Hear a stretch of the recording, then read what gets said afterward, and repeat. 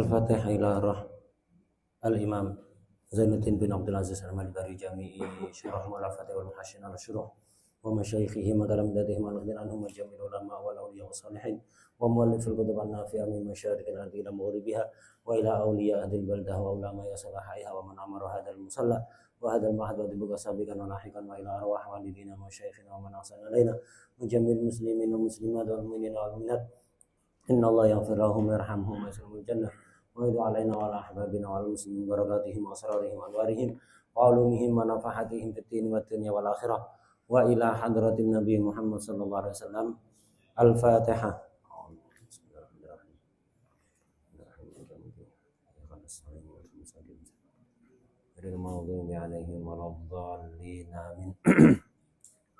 Bismillahirrahmanirrahim. Alhamdulillahirabbil alamin. Allahumma shalli wa sallim ala sayyidina wa maulana Muhammad wa ala alihi wa sahbihi ajma'in, amma ba'd.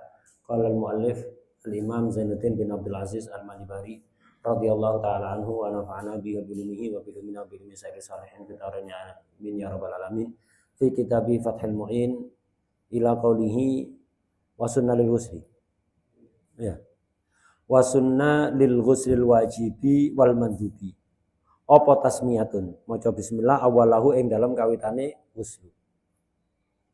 Nah, ini membahas tentang beberapa kesunatannya mandi. Fardunya mandi kemarin sudah dijelaskan. Sekarang sunnah-sunnahnya mandi, baik mandi wajib atau mandi sunnah. Mandi wajib seperti mandi habis haid atau nifas atau melahirkan atau janabat. Nah, jadi atau mandi sunnah seperti mandi hari raya atau mandi Jumat dan semisalnya. Itu disunatkan awal pertama kali itu baca bismillah. Kalau mandinya di tempat yang tidak digunakan untuk qada'ul hajah, ya bismillah dengan lisan.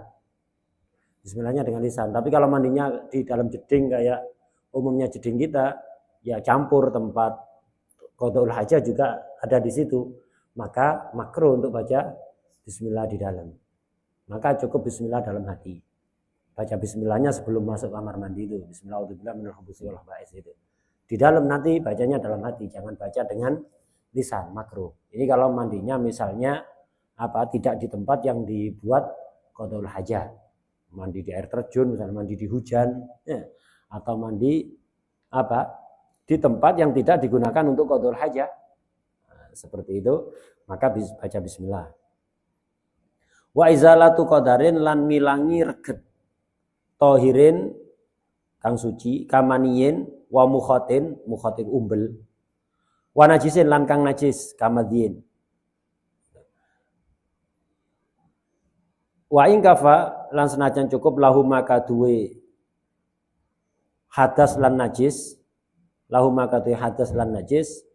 apa qoslatun sawasuan wahidatun.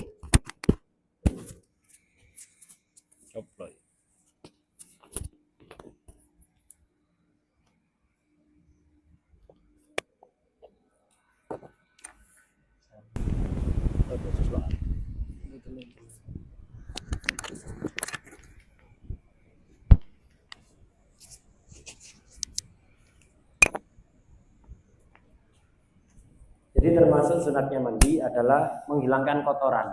Jadi kalau di badannya ada kotoran, baik kotoran yang suci maupun yang najis, itu sunat untuk dihilangkan terlebih dahulu. Kotoran suci misalnya ada mani, ada ingus misalnya, dibersihkan dulu. Atau yang najis seperti mandi dibersihkan dulu. Walaupun kalau kita bicara hanya pokok sah, dengan satu siraman yang bisa menghilangkan najis itu diniati untuk menghilangkan hadas itu sudah cukup. Jadi satu basuhan menghilangkan najis sekaligus menghilangkan hadas. Asal disiram langsung hilang. Misalnya kayak orang habis kencing. Nyiram satu kali ya untuk menghilangkan najis kencing, cebok, dan sekaligus niat mandi menghilangkan hadas besar. Cukup kalau kita bicara sah, cukup. Tapi sunnahnya dihilangkan dulu kotoran-kotoran yang ada, habis itu mandi. Ini bicara kesunatan yang afdal. Kemudian wa ayyabula Lan yen to nguyu sapa man wong anzala kang metu mani sapa wong qabla ayyag tasila liyakhruja apa ma bagia ma perkara bagia kang keri apa ma tersisa bimajrahu ing dalem nggon lumakune mani atau lumakune baul. Orang kalau habis keluar mani sebelum mandi disunatkan kencing terlebih dahulu. Disunatkan kencing terlebih dahulu. Tujuannya apa? Biar sebelum mandi, mani yang masih tersisa di jalan keluarnya itu bersih. Sehingga nanti mandi tidak rawan keluar lagi sisanya. Sudah bersih dulu, baru mandi. Karena kalau misalnya habis keluar mandi, kemudian hanya cebok, tidak kencing dulu, mandi. Setelah mandi kencing, kalau ketika kencing itu ada sebagian sisa mani yang keluar, maka dia wajib mandi lagi karena janabat lagi. Jadi setelah keluar mani itu bukan hanya cebok tapi kencing dulu, cebok baru setelah itu mandi. Karena yaitu tadi kalau habis mandi terus kencing kok keluar mani, maka dia akan junub lagi. Wajib mandi lagi. Kalau tahu akhirnya mandi 2 kali. Kalau nggak tahu berisiko sholatnya nggak sah. Itu syaratnya nggak sah. Khawatir tahunya sudah berhari-hari. Ya apa tahunya? Bisa jadi. Dulu itu Habib Abu Bakar bin Abdullah Al-Attas, gurunya Habib Ali Habsyi. Salah satu murid beliau itu setelah ngaji dipanggil, sini. Kamu sekarang mandio dan ulangi sholat beberapa hari. Sekian hari. Loh, kenapa Habib? Iya, kamu pada beberapa hari yang lalu, hari ini jam sekian, jam ini, kamu junub kan? Terus kamu mandi tidak kencing dulu. Setelah mandi kamu kencing. Nah kamu tidak sadar ketika kencing itu ada sisa mani yang keluar. Malu dia, loh Habib, jenengan tahu sampai urusan kayak gini Habib. Lek muridku aku ya ro kabeh. Lek muridku ya ro kabeh, lek wong aku ndak ngurus aku. Ndak ikut campur. Nah, begitu. Para walinya Allah itu begitu. Jadi kalau ke orang yang memang hatinya siap untuk dibenekno, yaitu digasah, dibenekno. Tapi lek orang nggak mau, memang nggak kepingin dibenekno, itu tidak dibenekno. Makanya kalau duduk di hadapan orang saleh yang kita tahu dia itu wali, niatkan hati kita itu kita buka siap untuk dibenekno modelnya apa. Itu nanti akan dibenekno. Imma diomongi secara sharih atau pakai isyarah-isyarah. Pakai isyarah-isyarah begitu. Lek kita tidak mau untuk dibenekno, ya tidak masuk. Ibaratnya hati itu rumah. Termasuk adab kan, kita kalau masuk rumah orang izin dulu. Kalau memang pintu terbuka siap dipersilakan masuk ya akan masuk. Tapi kalau enggak ya enggak berani. Orang biasa aja adabnya begitu, apalagi walinya Allah. Hati itu ibarat rumah. Jadi makanya kalau duduk bersama orang kayak gitu itu kita niat hati kita buka siap untuk dibenarkan, ya, siap untuk dibenarkan. Nah, begitu sudah. Alhamdulillah. Alhamdulillah. Yahdikumullah wa subhanakum. Jadi seperti itu. Kayak ini kan akhirnya wajib qadha salat beberapa hari. Lah ono sing ngandani kan sing mending. Akhirnya bisa qadha. Lah ndak ngasih tahu ya, Pak. Akhirnya salatnya ndak sah bertahun-tahun. Karena itu sunat sebelum mandi bagi orang yang habis keluar mani itu kencing terlebih dahulu biar sisa-sisa mani yang tersisa di dalamnya itu keluar semuanya. Fa ba'da izalatil qadari mongko iku tetep ing dalem sakwise ngilangi reget madmadatun utawi kemu wastin syakun summa wudu'un kamilan hale sempurna. Kenapa? Lilit tibai. Rawang dikatakan hu ing ittiba sapa Syaikhan Imam Bukhari Muslim. Setelah menghilangkan kotoran, jadi tahapannya itu baca bismillah, kemudian menghilangkan kotoran termasuk cebok itu dan seterusnya kotoran yang suci maupun yang najis. Setelah itu disunatkan kumur. Setelah kumur istinsyak, menghirup air, menghisap air ke dalam hidung dan sunat kemudian dikeluarkan lagi. Kumur juga begitu. Sunat kumur diputer-puter, kemudian dimuntahkan, dikeluarkan, kemudian masukkan air ke dalam hidung, dihisap, kemudian dikeluarkan. Cara yang sempurna sama seperti dulu ketika wudhu. Setelah itu disunatkan wudhu sempurna. Jadi sebelum mandi, wudhu yang sempurna seperti wudhu apa? Wudhu kita, wudhu biasa itu normal itu. Disunahkan itu sempurna. Kenapa? Ittiba, niru yang dilakukan oleh Rasulullah SAW. Berarti kan ini ada hadis fi'li, perbuatan Rasulullah SAW. Hadis ini diriwayatkan oleh Imam Bukhari, Muslim. Wa yusannu lahu kadwe wong apa istishabuhu, ngamrih ngelanggengaken wudu ilal faraghi itu moko maring rampungnya dus. Hatta lau ahdasa sapa wong hadas sunnah mongko den sunataken lahu kadwe wong apa i'adatu balani wudu. Wudu ini sunat dipertahankan. Jadi sebelum mandi kan wudu dan disunatkan sampai mandi itu selesai dalam keadaan sudah punya wudu. Sehingga kalau batal di pertengahan, kalau wudunya batal di pertengahan, misalnya tengah-tengah mandi nyentuh kemaluannya, atau kencing, atau keluar angin dan seterusnya, maka sunat diulang lagi wudunya. Begitu. Jadi sunat wudu itu dilanggengkan mulai sebelum mandi sampai selesai mandi. Ini wudu ini, sebagaimana tadi di atas sudah diterangkan bahwa tidak membedakan antara mandi wajib maupun mandi sunnah. Wazamul muhamili utawi penyonone Imam Al-Muhamili ikhtisasahu ing dadi tertentune wudu bil ghuslil wajibi iku dhaifun.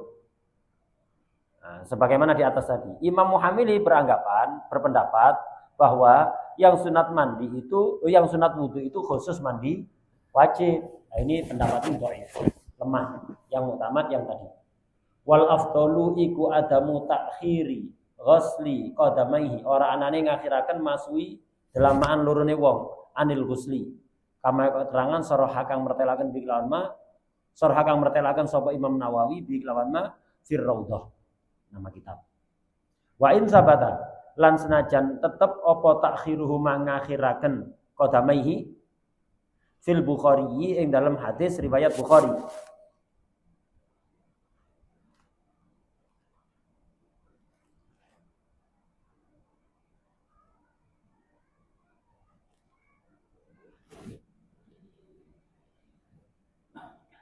Jadi wudhu itu tadi dikatakan wudhunya kamilan. Jadi sebelum mandi itu sunat wudhu kamilan sempurna ya sampai selesai, sampai basuh kaki. Itu yang muktamad. Dan yang afdol seperti itu. Lek cuman pokok mendapatkan kesunatan, tidak harus langsung selesai wudhunya. Misalnya sebelum mandi, wudhu basuh wajah, tangan, kepala, kemudian menyisakan kaki. Kakinya tidak dibasuh. Tidak apa-apa. Kan wudhu kan memang tidak disyaratkan harus mualah. Jadi nggak harus langsung selesai. Wudhu nyicil kan tidak apa-apa ya. Jadi wudhu nyicil. Basuh wajah di selati.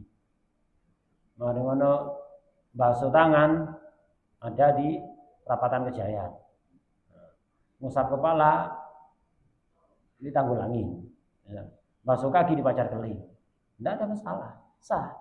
Kecuali bagi taimul hadas. Kalau orang normal tidak apa-apa kayak gitu.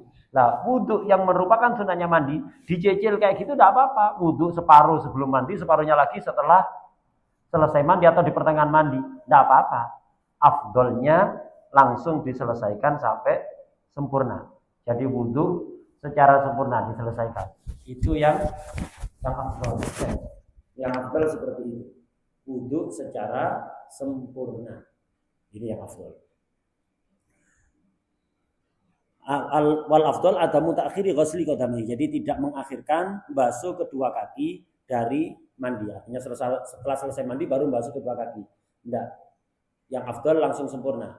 Walaupun dalam hadis riwayat Imam Bukhari itu ada yang menunjukkan bahwa Rasulullah SAW itu basuh kakinya setelah selesai mandi. Nah, ini loh pentingnya kita memahami syariat, pembahasan fikih ya dari kitab fikih. Kalau langsung hadis-hadisan, agak bingungin nanti. Lu di Bukhari, wayo, ini di Bukhari ini hadis. Dilakukan oleh Rasulullah SAW yang maksum, tidak mungkin salah. Ini kitab kan yang lama, masih alim yang mungkin salah, tidak maksum. Afdol mana ngikuti yang maksum, ambil sing nggak maksum. Sering kan kita dibujui model kayak ini itu. Nah, hadis itu riwayatnya tidak hanya Bukhari itu. Hadis itu kan banyak riwayatnya. Dan Nabi itu tidak setiap mandi begitu. Kadang-kadang seperti itu. Lah, kalau orang nggak ngerti fikih langsung mau hadis toh, ya langsung akhirnya seperti itu, nyala-nyala. Fathul Mu'minin tak tepat ini. Jelas-jelasan mengatakan wa in sabata ta'khiruhuma fil Bukhari. Kok sih mengatakan afdol? Nah, begini Rasulullah SAW itu ada perbuatan yang rutin dilakukan, ada perbuatan yang kadang-kadang dilakukan. Tujuannya apa? Untuk menunjukkan kalau wudhu seperti itu boleh. Bukan berarti nyuruh ngelakoni sing ngono. Lah yang kita tiru itu yang rutin dilakukan oleh Rasulullah SAW. Rasulullah itu kalau wudhu rutinnya itu kamilan. Sebagaimana tadi itu kan kamilan. Lilit tiba ya kan. Wudhu kamil itu apa alasannya? Niru Nabi apa enggak? Ittiba kan niru Nabi. Hadisnya sama riwayat Bukhari Muslim malah tambah Muslim. Nah, ada satu riwayat di Bukhari yang menunjukkan Rasulullah pernah wudhu basuh kakinya ditaruh di akhir. Nah, ini hanya menunjukkan wudhu kayak gitu boleh, tapi seringnya Nabi tidak begitu. Gampangannya sama seperti sholat duha. Nabi itu sholat duha, tapi kadang-kadang nggak sholat duha. Lah awal-awal kan karena males. Kalau Nabi bukan sengaja tidak melakukan sholat duha kadang-kadang itu. Tujuannya apa? Untuk menunjukkan kalau sholat duha itu tidak wajib. Begitu. Berarti ya sendiri itu Nabi tidak duha kok, tidak usah duha. Saya ditiru yang sering, yang rutin dilakukan. Nah, begitu. Nah, makanya penting. Biasanya orang belajar hadis toh, tidak belajar fikih, hanya belajar hadis kemudian baca sarah-sarahnya hadis. Di hadis itu ya ono fikih ini, fikih itu juga ngambil dari hadis. Di sarah-sarah hadis ya ada penjelasan tentang fikih di sarah-sarah hadis Bukhari, sarah Sahih Muslim, sarah Muwatta, itu ya ada fikih. Tapi bagaimanapun pembahasan fikih di kitab fikih lebih detail dibanding pembahasan fikih di kitab hadis. Nah, kadang-kadang orang yang belajar hadis kemudian tidak belajar fikih secara khusus, hanya belajar dari sarah-sarah hadis, kadang minteri. Gampang-gampang nyalahno. Nah, padahal sudah ngerti nih hadis, ngomong hadis saya cuma ngomong fikih. Ngomong urusan fikih biarkan kepada pakarnya. Pokok apa saja itu serahkan pada pakarnya. Islam itu mengajarkan kita menghormati pakar. Jadi ojo kemeru, jangan ikut organisasi Perkemi, Persatuan Kemeru Indonesia. Jangan. Sebanyak orang itu Perkemi. Udah kalau bidangnya tukang bangunan, enggak usah sok tahu urusan pertanian. Lek bidangnya pertanian, ndak usah sok tahu urusan agama. Lek ngerti ini agama, ndak usah sok tahu urusan bengkel. Serahno pada pakar bengkel ya. Begitu. Kita taslim pada tukang bengkel ya urusan. Bengkel begitu. Seperti itu. Kita itu menghormati pakar. Kecuali orang pakar segalanya. Itu jadi rujukan semuanya. Kalau enggak ya sudah. Jadi belajar hadis ya udah ngomong hadis semuanya, ngaji hadis. Jangan kemudian sok nyalah-nyalahkan keterangan yang ada di kitab fikih. Wa in sabata ta'khiruhuma fil Bukhari. Walau tawaddoa. Sapa wong asna al-ghusli ing dalam tengah-tengah adus, au ba'dahu bahkan, utawa ing dalam sausé ghusli. Hasala mongko hasil lau kadu wong apa aslu sunnati pokoke sunnah. Lakinnal afdola iku takdimuhu. Dinginaken wudu. Wa yukrahu apa tarkuhu ninggal wudu. Wudhu tadi sunnah, yang afdal tadi itu dilakukan sebelum mandi dan langsung selesaikan wudhu sempurna. Seandainya dia wudhunya nggak di awal, di pertengahan, mandi dapat separuh, baru nyiram badan bagian atas, yang bawah belum, misalnya baru wudhu, dapat kesunatan. Tapi aslu sunnah, bukan kamalus sunnah. Jadi sunnah minimal ya, bukan sunnah yang sempurna. Dapat, bahkan misalnya tidak wudhu dulu, mandi. Setelah mandi selesai total, baru wudhu, dapat kesunatan. Kesunatan wudhu, dapat kesunatan. Tapi yang afdol ditaruh di depan dan sempurna. Sing makruh itu, yang makruh itu kalau tidak wudhu sama sekali. Sebelum mandi, pertengahan mandi, setelah mandi nggak wudhu. Cukup dengan mandi kan bisa menghilangkan hadas kecil juga kan ya. Tidak wudhu itu makruh. Karena ada yang mengatakan tidak cukup.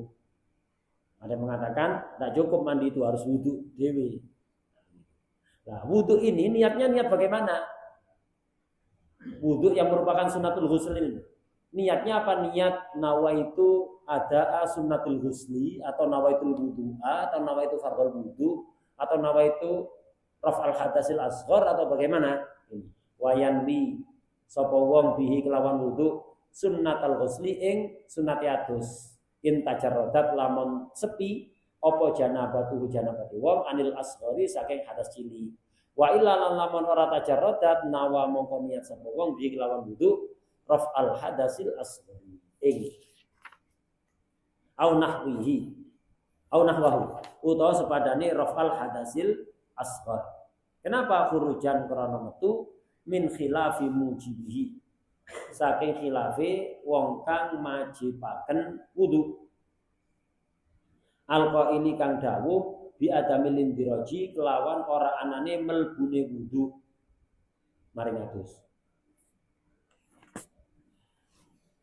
Jadi wudunya itu niatnya kalau memang dia tidak punya hadas kecil, janabat tapi tidak punya hadas kecil, ya apa surahnya? Orang punya wudu tidur duduk, mumakin makadahu alal ardi, kan tidak batal wudunya kan ya.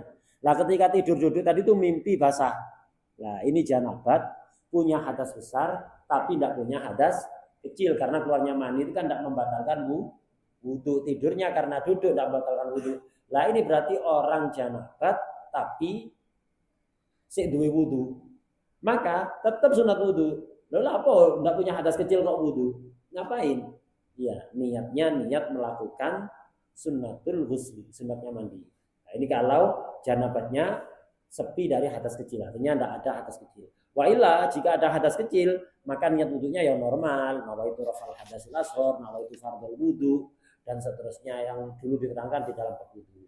Kenapa kok harus wudu? Kok disunatkan wudu? Padahal kan yang muktamad orang hadas besar, niat mandi menghilangkan hadas besar, otomatis hadas kecil akan hilang. Akhirnya kan tidak perlu wudu sebenarnya. Kenapa kok disunatkan wudu? Ya karena kita menghormati pendapat ulama yang lain. Ada pendapat walaupun dhaif dalam mazhab kita mengatakan di adamil indiraj, mengatakan bahwa hadas kecil itu tidak masuk kepada hadas besar. Artinya kalau ada orang hadas kecil dan hadas besar, kemudian mandi, niat menghilangkan hadas besar, hadas kecilnya nggak hilang. Nah, ada pendapat yang mengatakan seperti itu. Walaupun dhaif kita hormati karena beliau juga ulama. Al-khuruj minal khilaf mustahab. Kaidahnya begitu. Keluar dari khilaf itu sunnah. Jadi sebisa mungkin tarbiyah para masyayikh itu begitu. Sebisa mungkin kalau kita itu ibadah, muamalah, nikah, sebisa mungkin sah menurut semua ulama. Ojo ono wakilah sah. Ojo. Jangan wakilah-wakilah begitu sudah. Usahakan sholat, zakat yang sah menurut semua ulama. Misal zakat fitrah. Kalau pakai beras sepakat sah. Kalau pakai uang, wakilah sah, wakilah enggak sah. Kenapa memilih sing wakilah-wakilah? Pilih yang sah secara sepakat untuk kita begitu.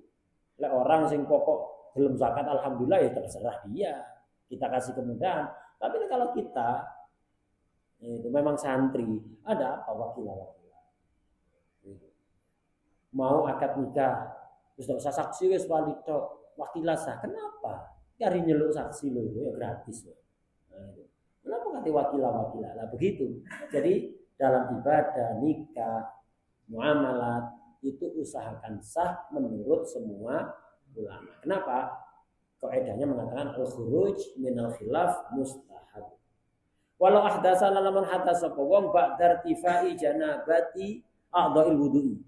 Ing dalem sawise ilangi janabate pira-pira anggota wudu. Lazim mongko wajib wong apal wudu'u murattiban. Itu atau murattaban hale den urutaken. Murattaban hale wong kang urutaken. Diniyati kelawan niat. Orang itu kalau punya hadas kecil dan hadas besar, maka dengan mandi hadas kecilnya otomatis hilang. Yang utama begitu. Dan tidak harus urut. Misal ada orang punya hadas kecil dan hadas besar, mandinya nyiram kepala dulu. Kan mestinya kalau hadas kecil kan wajah dulu, tangan baru kepala. Ini tidak kepala dulu. Terus dari kepala ngalir ke wajah, baru ke tangan, baru ke kaki. Tidak urut kan ya? Sah. Atau dibalik. Orang mandi hadas besar misalnya nyiram kaki dulu. Ya kaki itu langsung hilang hadas kecil dan besarnya. Habis itu nyiram kepala. Setelah itu nyiram tangan. Wajah taruh terakhir. Tidak apa-apa. Kalau orang hadas besar. Tidak harus tertib. Karena orang hadas besar itu badannya mulai kepala sampai kaki itu dianggap satu anggota badan. Beda kalau orang wudhu. Yang hadas kecil saja. Itu harus urut. Wajah, tangan, kepala, kaki. Begitu. Ini kalau ada orang hadas kecil dan hadas besar. Nah, dia walau ahdasa di sini maksudnya hadas kecil. Kalau ada orang mengalami hadas kecil setelah janabat dari anggota wudhu itu hilang. Setelah janabat dari anggota wudhu itu hilang, maka wajib ulang wudhu yang tertib. Kalau janabat dari anggota wudhu belum hilang, wudhu tidak harus tertib. Wudhunya tidak harus tertib. Itu kalau hadas janabat belum hilang. Jadi misalnya wajahnya masih janabat belum dibasuh, tangannya masih janabat belum dibasuh, kepala, kaki masih janabat belum dibasuh. Ini kalau mau wudhu tidak harus urut. Tidak harus urut. Nawa itu rafal hadas kaki dulu, kemudian wajah, kemudian kepala, kemudian tangan. Boleh, tidak apa-apa. Tapi kalau sempat wudhu dulu tadi, ya, sempat menghilangkan hadas besar janabat dari anggota wudhu. Misalnya dia ketika wudhu itu ya niat menghilangkan hadas kecil dan hadas besar, basuh wajah, tangan, kepala, kaki. Hilang kan berarti dari wajah, tangan dan kaki hadas kecilnya sudah hilang, hadas besarnya juga hilang karena niat menghilangkan hadas besar. Kemudian kok ngentut batal. Maka nanti kalau mau wudhu harus tertib. Kenapa? Wajah, tangan, kepala, dan kaki sudah hilang hadas besarnya. Sehingga wudhunya harus tertib. Qala rahimahullah. Termasuk sunatnya mandi lagi. Fata'ahudu ma'atifa. Mongko nuli niti-niti piro-piro lempitane awak. Memperhatikan secara khusus lipatan-lipatan badan sing kerutan-kerutan badan itu diperhatikan khusus, artinya diperhatikan untuk dipastikan air itu rata apa enggak. Karena kalau disiram tok khawatir lipatan-lipatan badan itu enggak kena air. Jadi diperhatikan. Contohnya kal uduni wal ibtilan kelek wasurati udal wal muki. Ada muk, ada lihat. Muk itu pinggire meripat kang cedek irung. Ini muk ini. Pinggire meripat kang cedek irung. Kalau ini lehal. Ini lehal. Penglirik pinggire meripat kang cedek kuping, kang cedek pilingan ya. Kang cedek pilingan, cedek kuping enggak ngerti. Nah, jadi ini muk, ini bahasa Arabnya, ini lehal. Bahasa Indonesia tidak ada. Apa bahasa Indonesia tidak ada? Karena memang bahasa Arab itu istimewa. Kosakatanya, mufradatnya itu ada 13 juta lebih. Bahasa Inggris 1.300.000. Bahasa Indonesia 135.000. Mufradatnya begitu. Jadi dari 13 juta bahasa Arab, 13 juta lebih. Bahasa Inggris itu 1.300.000 berapa? 10% itu bahasa Inggris. Bahasa Indonesia 135.000, 1%. Itu. Makanya banyak bahasa Arab tidak diterjemah. nggak punya terjemah. Ini, nah, apa ya bahasa ini? Nah, bahasa Arab ada yang sisi mata yang dekat dengan hidung ini mu. Kalau yang ini lihal. Komplit sekali bahasa Arab. Wal muki pinggire mripat kang cedhek irung. Wa mahalli syakin lan panggone pecahi badan. Nah, itu sunnah itu. Jadi digosok lebih, jadi lipatan-lipatan telinga, ketiak itu digosok-gosok itu, kemudian pusar, area kemaluan itu. Pokok yang keriput-keriput lipatan-lipatan badan itu diperhatikan untuk memastikan bahwa air betul-betul rata ke situ. Enggak cukup, enggak harus yakin diimpleng-impleng, enggak. Cukup zon. Karena kalau kayak gitu enggak sah nanti. Pinggirnya mata itu ketika mandi digini-gini kan. Jadi pakai air digini-gini. Dalamnya mata enggak wajib dibasuh karena itu termasuk anggota batin. Nek najis baru wajib. Kalau untuk hadas kecil atau hadas besar mata enggak usah. Nah, pinggir-pinggirnya ini harus ini dibersihkan. Khawatir ono ketek atau apa. Dan pecah-pecahnya kaki misalnya, khawatir ada tanah, ada apa begitu, itu dibersihkan juga. Wa ta'ahhudu usuli sya'rin lan niti-niti piro-piro poke rambut. Begitu juga pangkal rambut itu diperhatikan digosok-gosok begitu. Jangan hanya disiram, karena kalau rambut hanya disiram, nanti yang basah bagian luarnya tok. Yang lapisan bawah itu kering ya, jadi digosok-gosok begini. Nah, digosok-gosok. Sunnahnya sebelum mandi biar air itu gampang rata dan lebih hemat air. Sebelum mandi tapak tangan kita itu dibasahi. Kemudian apa? Rambut itu disisir pakai jari-jari tadi itu. Di apa? Di gini kan. Jadi disisir, dimasuk-masuk gitu jari-jari ke rambutnya, khususnya rambut yang tebal dan panjang. Nah, itu jadi sebelum mandi tangannya dimasuk-masukkan ke rambut itu. Itu nanti disiram langsung rata itu. Nyopo. Rambutnya langsung nyopo nampaknya. Tapi kalau kering disiram enggak nyopo, akhirnya yang tersiram bagian permukaannya saja. Bagian dalamnya enggak tersiram karena kayak daun talas kan langsung air itu langsung menyingkir. Jadi kalau kepingin rata dan hemat air, yaitu dibasahi dulu rambut dengan jari-jari, dimamel ya, dimamel. Nah, begitu.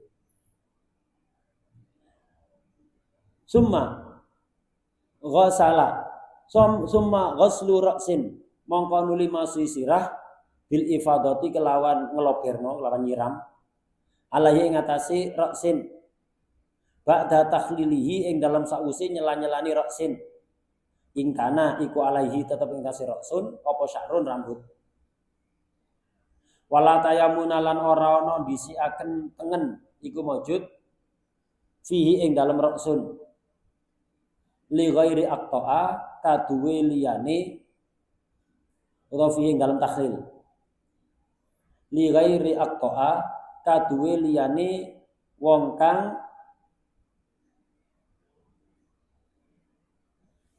tugel tangan sijine. Summa ghuslu syakin atau syikin mongko nuli masui sesene awak aimana kang tengen, summa isara mongko nuli kang kiwa. Termasuk sunatnya mandi, itu urutannya begitu tadi. Urutannya pertama bismillah, kemudian apa? Menghilangkan kotoran. Setelah itu kumur dan menghisap air ke dalam hidung. Setelah itu wudu. Setelah wudu barusan ini memperhatikan lipatan-lipatan badan. Jadi sebelum nyiram ini. Jadi sebelum nyiram setelah wudu itu sisi-sisi mata, kemudian lipatan-lipatan badan itu diperhatikan. Kemudian apa? Nyiram air dari ke atas, bukan dari kaki, dari kepala, dari atas. Sebelum disiram, disela-sela dulu ya tadi itu jari-jari dibasahi, kemudian dimasuk-masukkan itu ke sela-sela rambut, biar apa? Mamel langsung nyopo nang air nanti ya. Asalnya disiram dari atas kepala. Nah, di sela-sela itu ono rambut itu ya gundul ya enggak usah. Nah, untuk nyela-nyelai kepala ini enggak usah mendahulukan yang kanan. Kalau orang itu tangannya normal ada dua, langsung bareng dua tangan itu untuk nyela-nyelai rambut. Orang tangannya satu yang mendahulukan kanan. Kalau tangannya ada dua, langsung bareng. Udah, setelah kepala disiram, kemudian nyiram badan yang bawahnya kepala, itu yang arah kanan dulu. Kanan depan, saya itu kanan belakang. Kemudian kiri depan, lanjut kiri belakang. Itu sunnahnya. Pokoknya jebar jebur itu. Nah, pokok saya sah. Tapi ini kita bahas afdol nyeblung nang banyu blung nawa itu rafal hadasil akbar. Mari praktis ya. Itu cukup. Tapi ini kita bicara mandi yang afdol. Ini lah kepingin ndak lali, praktekkan. Ndak bakalan lali. Praktekkan ndak bakalan lali. Mandi. Ini juga untuk mandi sunnah. Jadi sing jomblo ya bisa mempraktekkan mandi ini ya. Nah, itu. Mandi Jumat, mandi kata ngaji kan sunat mandi ya. Gitu. Jadi tidak khusus yang sebenarnya kan masih jomblo bisa mempraktekkan mandi ini kepada mandi sunnah. Lek kate rabi syaratnya namung kali sinten ya.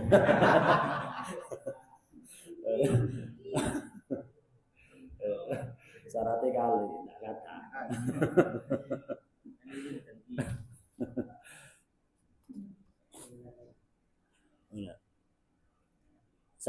Kayak tadi itu sunnahnya, afdalnya. Kemudian juga disunatkan wadalkun lan ngosoi 5 maring anggota tasilu kang tutuk hu ing ma apa yaduhu tangane wong mimbadanihi saking awake wong khurujan min khilafi man aujabahu hu ing dalku. Sunat dalku.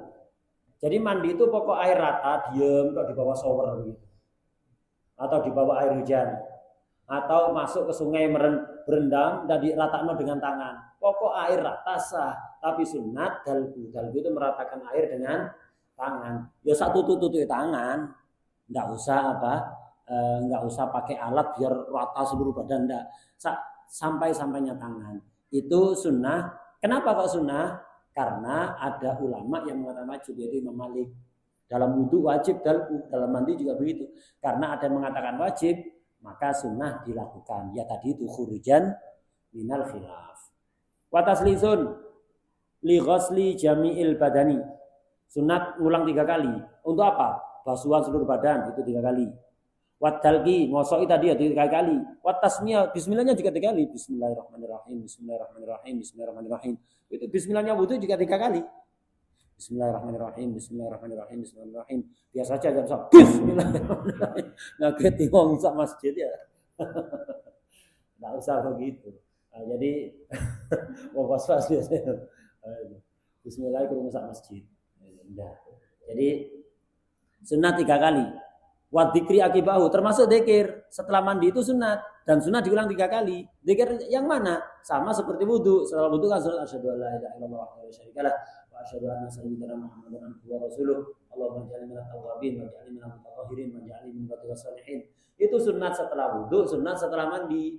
Minimal 1 kali. Afdol taslis disunahkan diulang 3 kali. Mencakup itu taslis juga itu.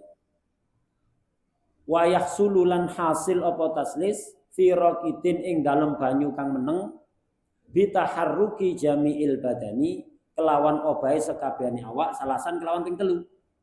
Wa illam yangkul lan senajan ora ngelih sapa wong qadamaihi ing delamaan sikil lorone wong ila maudhi'in akhar alal aujahi miturut kal aujah. Jadi taslis itu ndak harus kita itu nyiram sampai 3 kali. Kalau kita misalnya berendam di air yang diem kayak kolam, itu dengan berdiri misalnya di dalam kolam, kemudian gerakkan badan 3 kali, cukup itu sudah taslis sudah itu. Pertama masuk belum ke dalam kolam, itu sudah dapat 1. Kemudian berdiri kan di kolam, geser kanan, goyangkan badan ke kanan, 2, balik 3 sudah ini ya, sudah cukup itu 3. Walaupun kakinya tidak pindah dari tempatnya, itu sudah dapat taslis. Itu sudah cukup. Ini kalau air yang diem. Kalau air mengalir, meskipun tidak gerakkan badan, hasil sudah. Kayak di sungai, airnya ngalir. Belum masuk, habis itu berdiri. Kelewatan 3 aliran, sudah selesai. Sudah dapat taslis. Tidak harus menggerakkan badan, tapi sunat ya tadi itu dalku. Wastiqbalul lil kiblati, sunnah menghadap kiblat ketika mandi. Ya yang jika memungkinkan, ya memungkinkan sekali, kan ambil siwur. Masih jadi ngadep ngidul kan ono siwur, tinggal posisi badan ngambil air kemudian menghadap kiblat, disiram. Sunat mandi itu menghadap kiblat. Wa mualatun langsung, jangan dicicil. Sirah bengi awake mari subuh misalnya manten biyen duwe isin. Sekarang enggak duwe isin.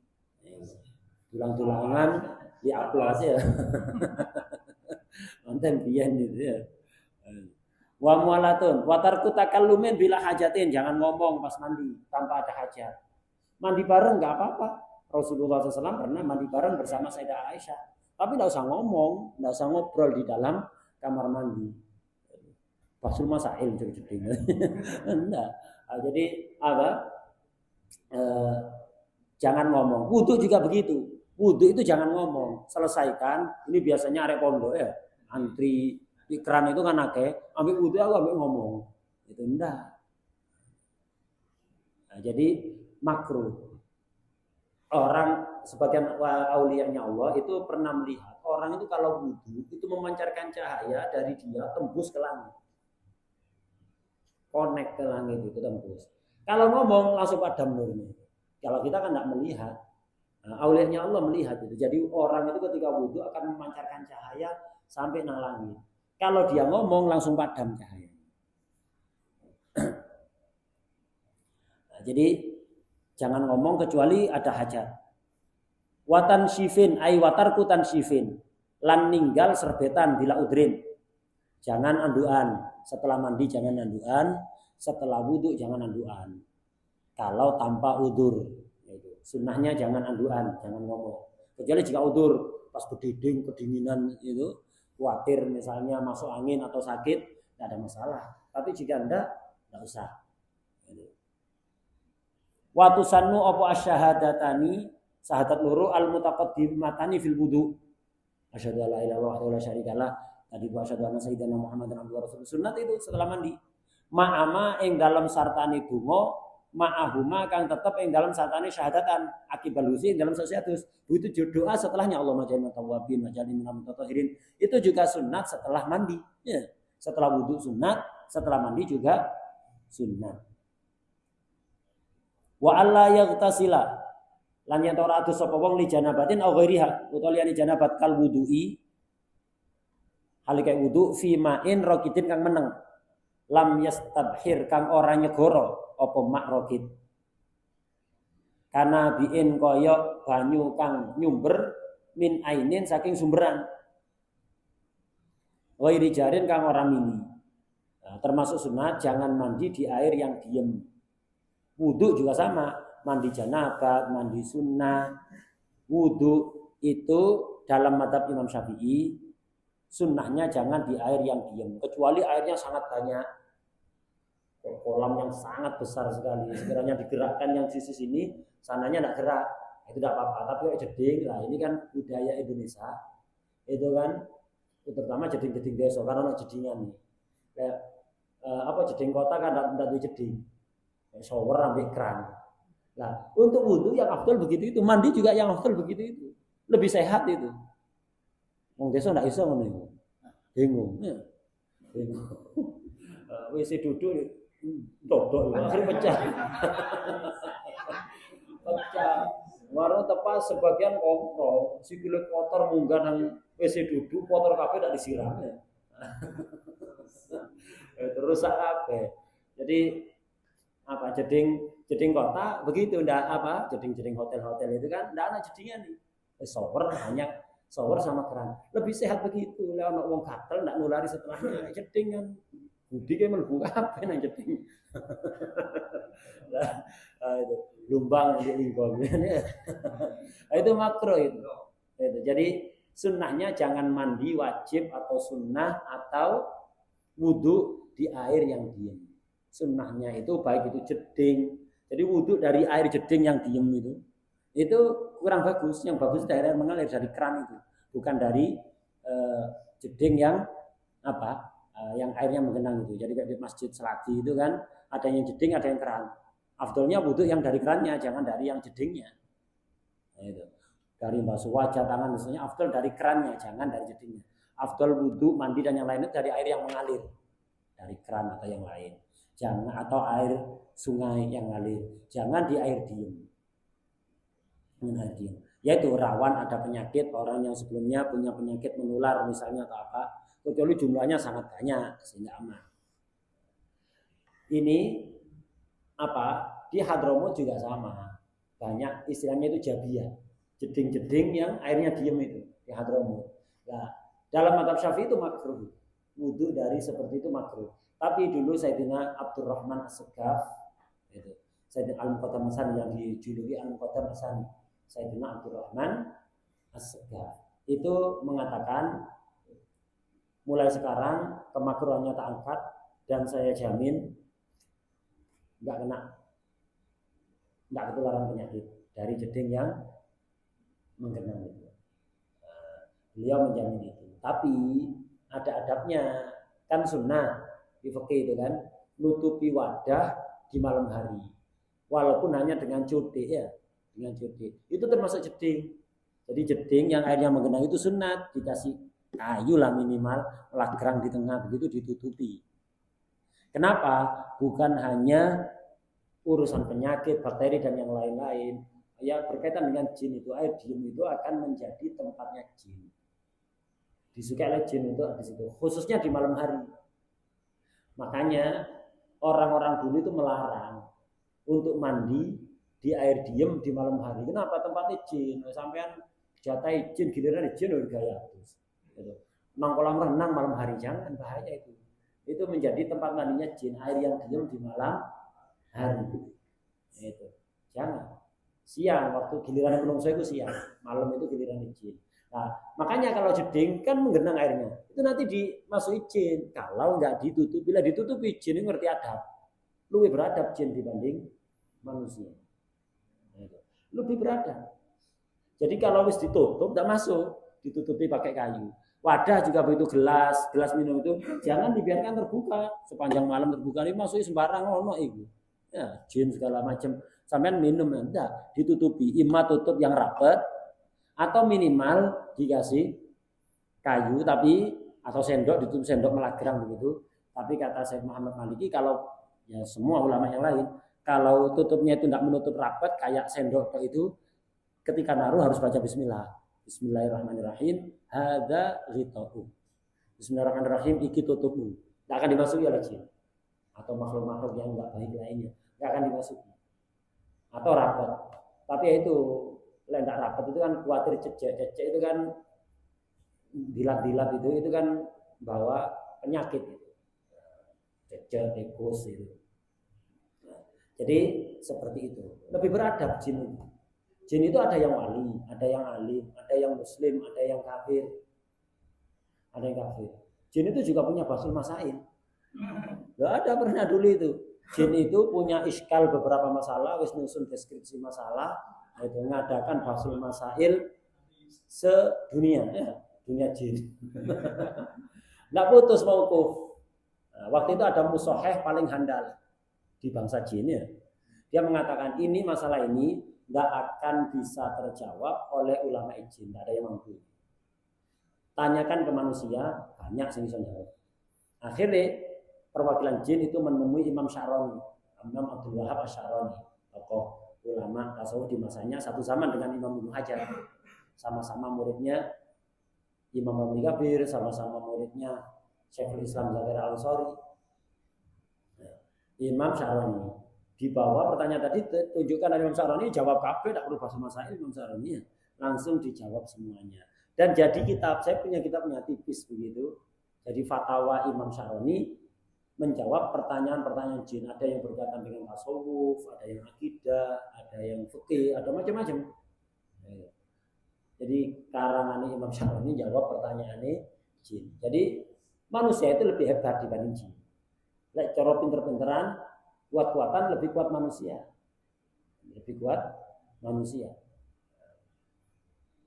Jin itu masih alim, tidak akan mengalahkan alimnya manusia. Tidak ada nabi dari jin, tidak ada. Dari manusia. Masih alim tidak akan mengalahkan manusia. Sing wali ada, sing wahabi ada. Sing wahabi ada. Tapi wahabinya jin lebih beradab dibanding wahabinya manusia. Kenapa? Ini dahulu para aulia. Wahabinya jin itu sopan, jaga adab kepada aulia. Mereka wahabi nggak seneng tahlil, nggak seneng tawasul, nggak suka ya kayak itu bid'ah. Tapi mereka tidak berani kurang ajar pada aulia, baik yang sudah meninggal atau yang masih hidup. Tidak kayak wahabi ini manusia. Manusia rusak kabeh. Jadi wahabinya manusia itu wali urip, wali sedo diganggu kabeh. Baik wahabi Arab atau wahabi Nusantara ya. Jadi itu jin itu lebih berat. Mereka ada yang kafir, ada yang muslim, sama. Dan saya Yusri pernah menjelaskan bahwa jin itu lebih dewasa, tidak berani ganggu manusia karena dia paham bahaya jadi manusia. Jadi manusia takut kerasukan. Jadi jin itu tidak berani dekat-dekat manusia, lebih dewasa, takut kerasukan. Sing masuk itu jin-jin junior.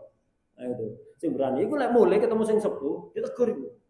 Macam-macam ya, enggak ngerti. Mereka tahu betul manusia itu lebih kuat. Yang diganggu itu kerasukan dan yang lainnya karena jauh dari zikir, jauh dari ibadah itu imani lemah. Lek orang imani kuat seneng zikir, baca Quran, taat, itu jin takut manusia. Enggak berani cedek-cedek. Lek sing dewasa paham, sing wani ya sing kerucu-kerucu itu sih wani. Farhun wallahu a'lam.